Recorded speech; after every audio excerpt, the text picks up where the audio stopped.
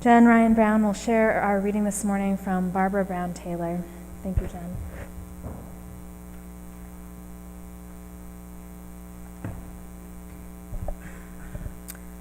Our reading this morning is from Reverend Barbara Brown Taylor from her book, An Altar in the World.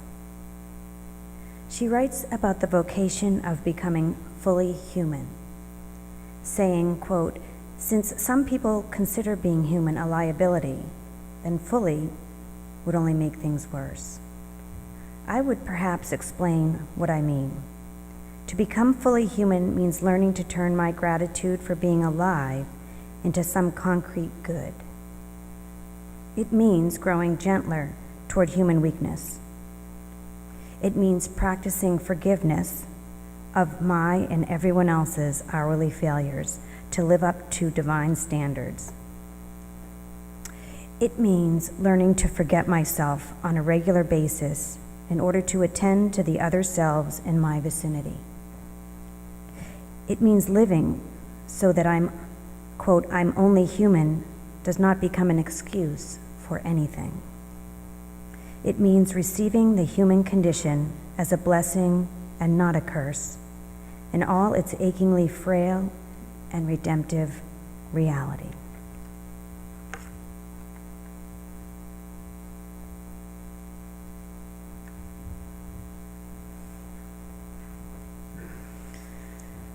My friends, it has been a hard week in the news. And yet again, it feels like most weeks these days are hard weeks in the news. From yesterday's shooting at the Tree of Life Synagogue in Pittsburgh, and gun violence and anti-Semitism and white supremacy, to the Trump administration's announcement earlier this week of their intention to define gender in such a way that our transgender siblings will be erased, which we know and promise you will never be erased.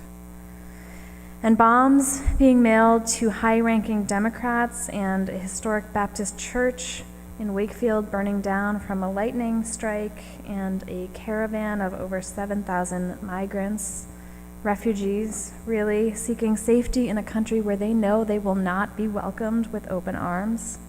But it is better to try to go than to stay. There is so much that calls out to us, cries out to us for our attention, for our compassion, for our money, for our time. And it can sometimes feel too heartbreaking and too exhausting. Can I get an amen? And that is only just this week. It's not even taking into account last week, or the Kavanaugh hearings, which feel so long ago, but not long enough. Or taking into account the demands of our own lives, our children, our partners' parents, our neighbors, our friends. I feel worn thin myself sometimes, just trying to do my job, which I love, and take care of my family and my household, and grieve my dad's death, and make my dentist appointments, and find time to make art, which restores me, and call the bank and the insurance company and tell them that they've changed my address, and show up for the rally and the meeting and the people I love. This work, this vocation, as Barbara Brown Taylor said in our reading, this vocation of becoming fully human is a hard task, but it is a blessing and not a curse, because we can do hard things.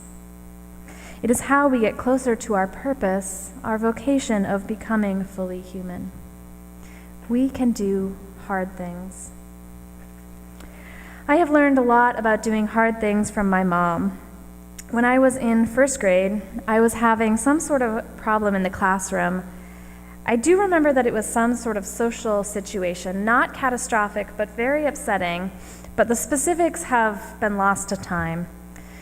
I remember, though, that it created a lot of stress for me, and my mom gently but firmly insisted that she would under no circumstances talk to the teacher for me. She would come with me, she promised. She would practice what I wanted to say with me, but she would not solve the problem on my behalf. I whined, I am sure. I protested. I put money on the fact that I probably sulked, but in the end, we went in to talk to the teacher together. And at that point, it was one of the hardest things she had ever asked me to do.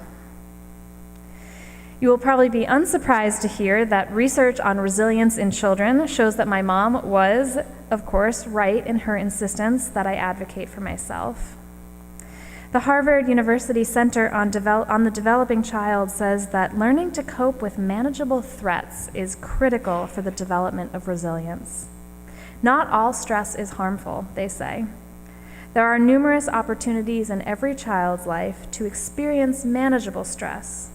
And with the help of supportive adults, this positive stress can be growth promoting. Over time, we become better able to cope with life's obstacles and hardships, both physically and mentally.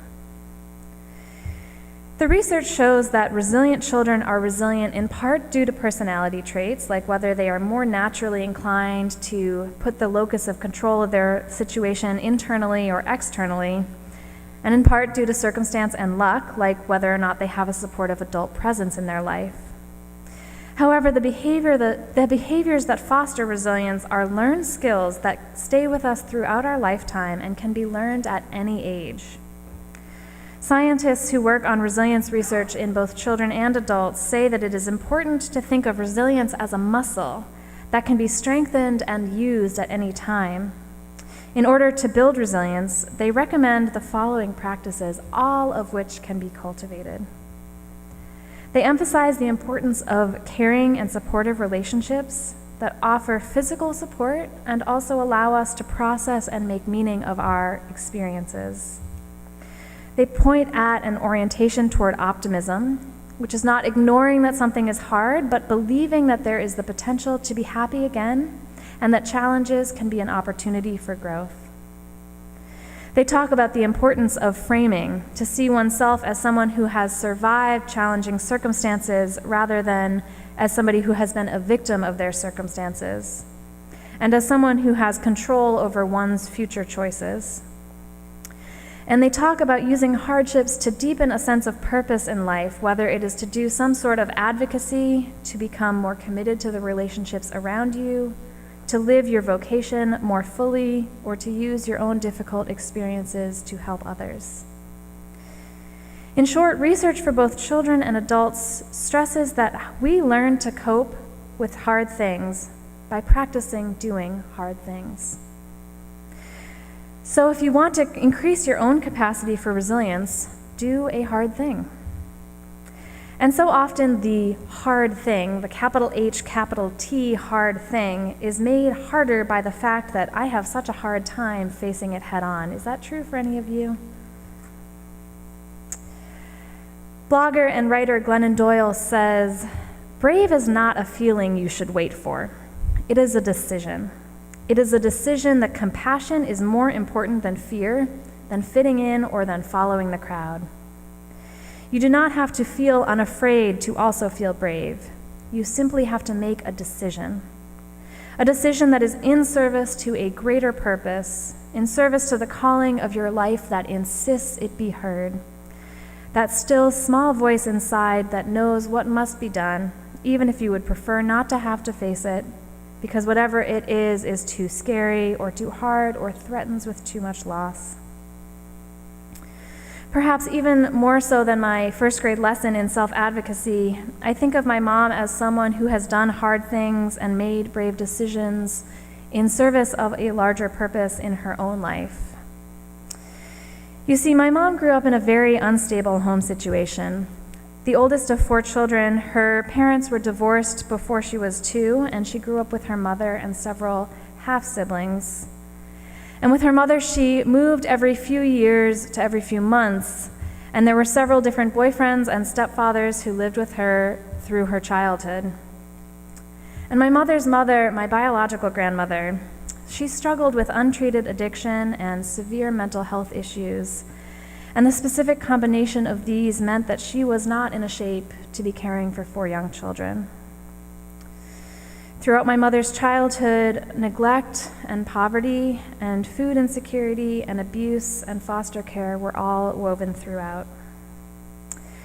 And for various reasons, largely relating to the way that the Department of Children and Families prioritized custody with the child's mother in that era, My grandfather could not get custody of my mom, even though I learned as an adult he had been fighting a losing legal battle throughout her childhood. They had regular visits, and my grandfather was at that point remarried and had a suburban house and a 4-year-old and a new wife and a job. And finally, as I understand the story, when my mom was 15, she and her dad worked out a plan to meet up after school without telling her mother, and she moved out. She never went back to live with her mother. I called my mom last night to ask if I could tell this story, because we know that consent is more than just about physical touch. And we got to have a good conversation about bravery and about how to do the brave thing even when you are scared, and how doing the hard thing can also liberate us. I was so scared, my mom said. I was leaving everything I knew, my family, my school, all of my stuff, everything. My mother wouldn't let me come back and get any of the stuff once I left. All my childhood pictures, mementos, clothing, nothing. The hardest part, she said, was recognizing that biology doesn't necessarily mean love or obligation to get to that point of leaving. But I knew that I had to go, that living with my mother was no longer sustainable. If you're going to talk about bravery, though, she said, you actually need to talk about Mimi, my mom said, referring to her stepmom, the woman who I have known my whole life as my grandmother, who also, side note, watches sermons, so shout out to my Mimi, and thank you to Dara for recording. She had a home and a marriage. She was 38 years old. She had a 4-year-old, a stable family life, and she took in a 16-year-old and all of her baggage, including her irate and unpredictable mother. And she had no idea how it all would turn out, but she never once made me feel like she regretted her decision to have me move in with them, my mom said. Inviting me in, that was bravery. We can do hard things. My friends, I know each of you have stories of your own hard thing that you have done, your own brave decisions, and reflecting on the times when you have made it through, when your own life has been a testament to the fact that we can do hard things. This can boost our resilience for what we face now. And these kinds of big life course setting decisions only happen a few times in a lifetime, but we can grow our muscles for resilience by doing the hard things that have been weighing on us now. And we don't have to do hard things for the sake of doing hard things. There's not some sort of redemption in suffering for suffering's sake. But I think the hardest thing also is often the thing that will liberate us. So I invite you to schedule that conversation you need to have. Call your ministers and ask us for help. End the relationship. Ask the person out. Write the essay. Go to the dentist. Set the boundary. Ask your doctor about mental health medication or counseling. Get the lump checked out. Make the call to the friend whose absence is palpable. Be the first one to apologize. Leave the job. Confess the truth. Share your truth. Cut off the person whose presence in your life is toxic. Go to the AA or the NA or the OA or the GA meeting. Go to the Al-Anon meeting. Give your time to someone who needs you. Do your hard thing. Because, beloved people of UUAC, remember, we can do hard things. We can do hard things because we have each other.